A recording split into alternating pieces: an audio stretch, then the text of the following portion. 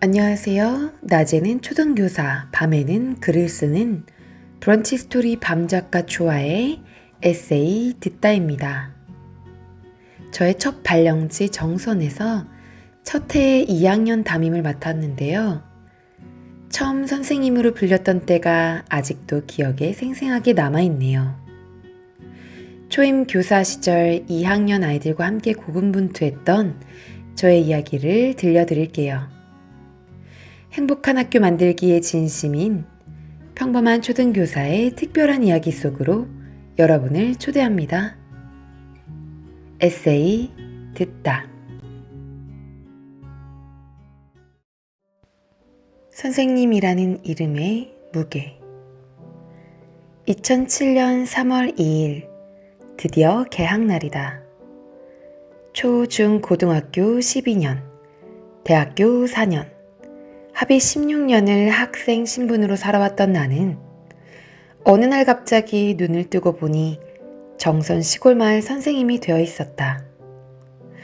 교대 시절 간혹 어떤 교수님은 우리가 머지않아 교직에 나갈 예비 선생님이니 누구누구 선생님이라고 출석을 부르기도 하였고, 교생 실습 때 짧은 기간이나마 아이들에게 그렇게 불리기도 하였다.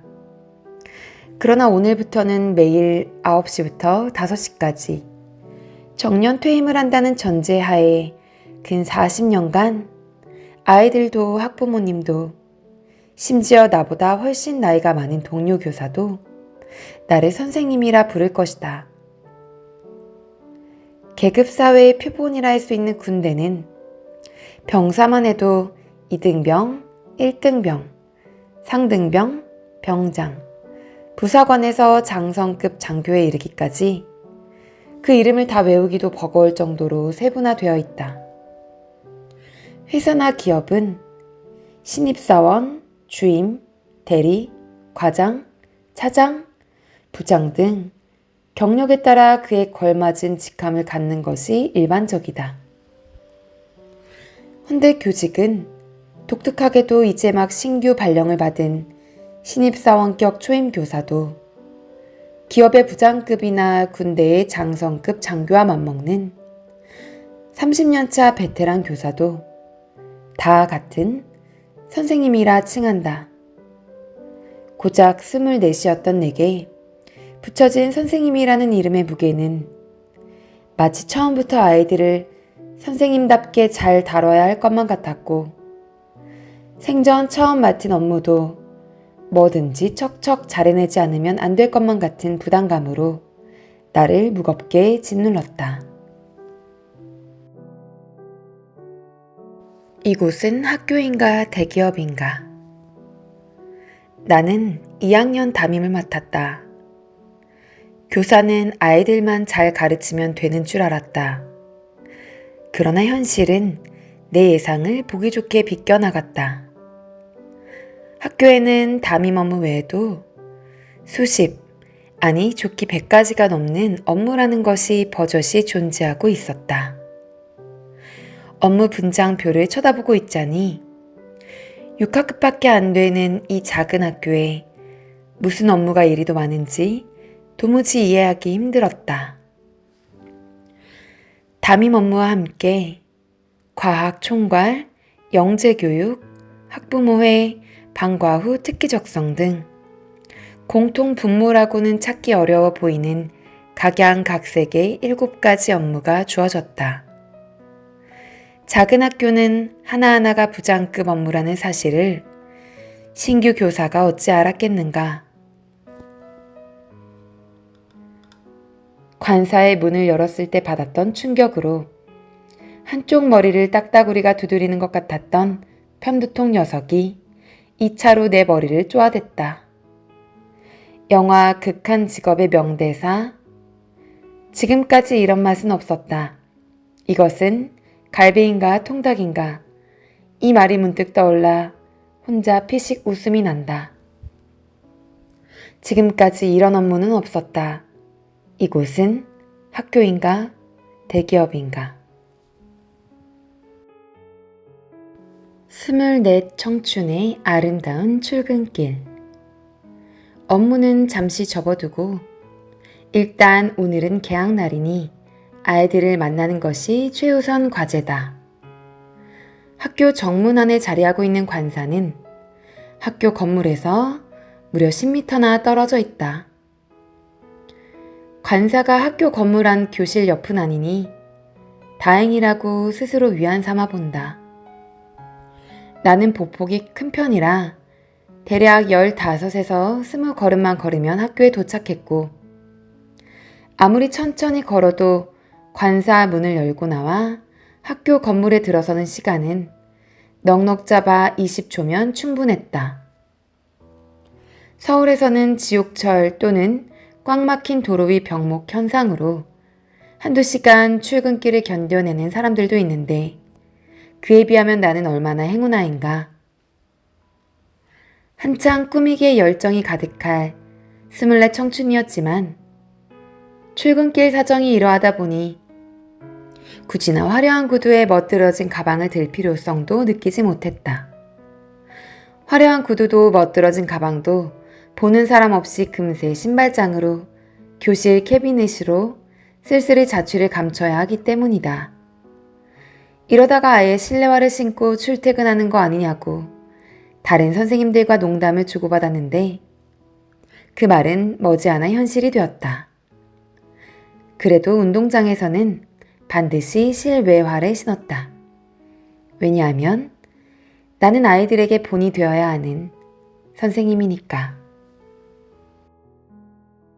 귀엽고 순수한 아이들. 서울 아이들은 영악하다지만 여긴 강원도 심지어 정선 산골마을이 아니던가. 이제 갓 1학년을 졸업하고 올라온 작고 귀엽고 티없이 순수한 아이들이 나를 기다리고 있겠지? 그러나 나의 예상은 생각보다 빨리 무너져 내릴 준비를 하고 있었다는 것을 그때까지도 나는 알지 못했다.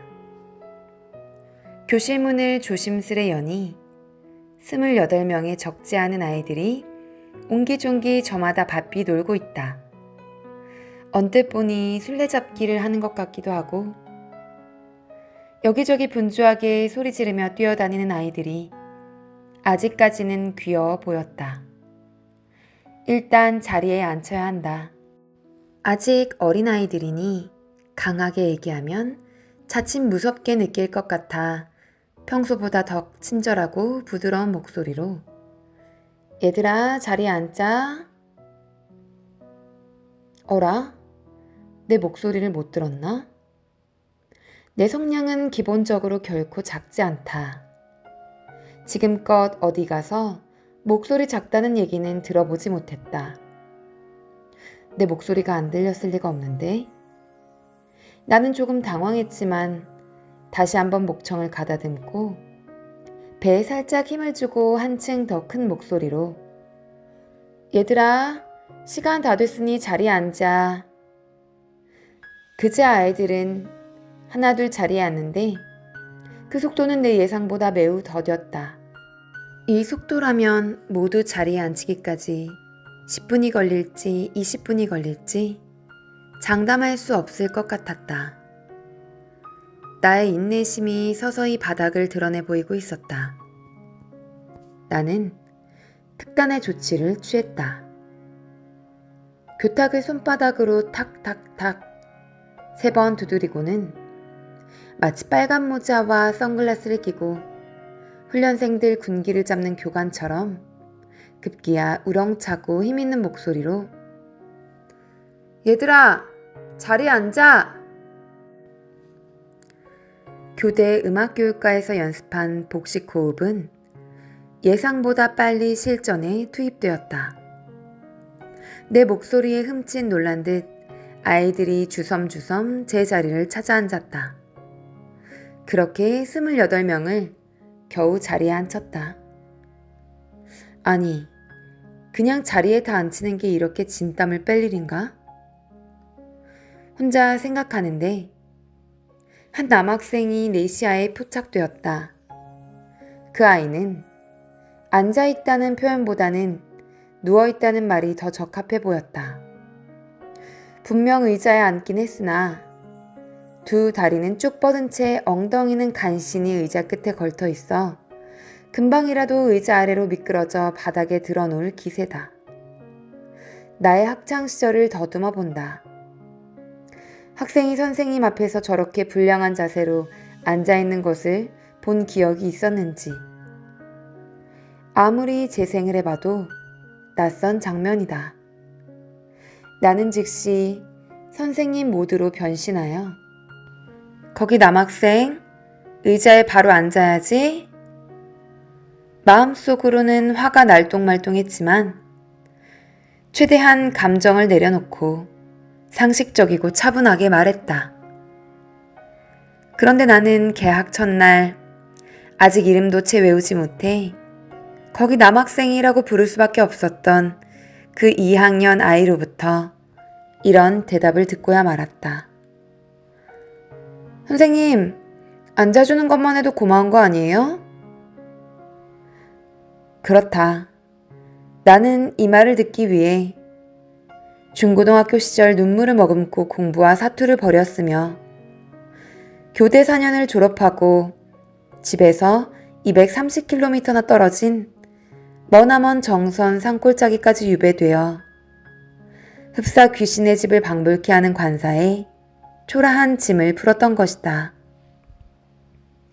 이제 갓 1학년을 졸업한 작고 귀엽고 티 없이 순수한 아이들은 마치 왕자님과 공주님이 첫눈에 반해 결혼식을 올리고 그 후로 오래오래 행복하게 살았다는 동화 속 판타지에나 존재한다는 사실을 깨닫는 데는 그리 오랜 시간이 필요하지 않았다. 지금까지 브런치 스토리 밤작가 조아의 에세이 듣다였습니다. 제 글이 좋으셨다면 구독과 좋아요 부탁드려요. 오늘도 행복한 하루 되세요. 감사합니다.